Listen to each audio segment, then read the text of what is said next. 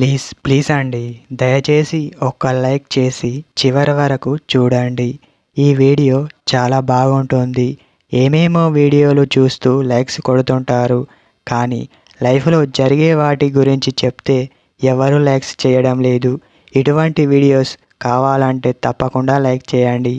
సాధారణంగా అబ్బాయి ఎలా ఆలోచిస్తాడంటే, అసలు నా భార్యకు నేనంటే ఇష్టమా అని ఒక డౌట్తో ఉండిపోతాడు. ఎందుకు అటువంటి డౌటు అని అతనికే తెలియదు. కారణం, తన భార్య మీద తనకు అనుమానం. అలా ఉంటేనే ఇటువంటి డౌట్స్ అనేవి వస్తాయి. గుర్తుపెట్టుకోండి. అమ్మాయి తనతో ఎక్కువగా కలిసి ఉండకపోవడం, ప్రేమగా మాట్లాడకపోవడం వంటివి తన భార్య చేస్తే భర్త అనుకుంటాడు, నేనంటే తనకి ఇష్టం లేదు కావచ్చు, అందుకే అలా చేస్తుంది అని అనుకుంటాడు.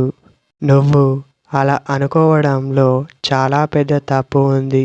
ఎందుకంటే నువ్వు ఫస్ట్ తనని పట్టించుకోవడం ఎప్పుడో ఆపేశావు. అందుకే తను కూడా నిన్ను పట్టించుకోవడం ఆపేసింది. అసలు తను ఎందుకు అలా చేస్తుంది అని ఆలోచిస్తున్నావు, కానీ అసలు నేను ఎలా ఉన్నాను అని నువ్వు ఒకసారి ఆలోచించావా? నువ్వు తనని పట్టించుకోవు, కానీ తను నిన్ను పట్టించుకోవాలి. ముందు మీరిద్దరూ కలిసి ఉండాలంటే ముందుగా ఒకరికి ఒకరు ఫస్ట్ క్షమాపణ చెప్పుకోండి. ఎవరు ముందుగా చెప్పారు, నేనెందుకు క్షమాపణ చెప్పాలి అని అనుకోకుండా ఎవరో ఒకరు ఫస్ట్ చెప్పాల్సిందే. మీరు క్షమాపణ చెప్పుకుంటే అప్పుడు ఇద్దరికీ మనశ్శాంతిగా ఉంటుంది, మనసు హాయిగా ఉంటుంది. ముందుగా మీరు ఒకరికి ఒకరు తోడుగా ఉండడం నేర్చుకోండి. అప్పుడు మీకు ఎటువంటి బాధ అనేదే కలగదు.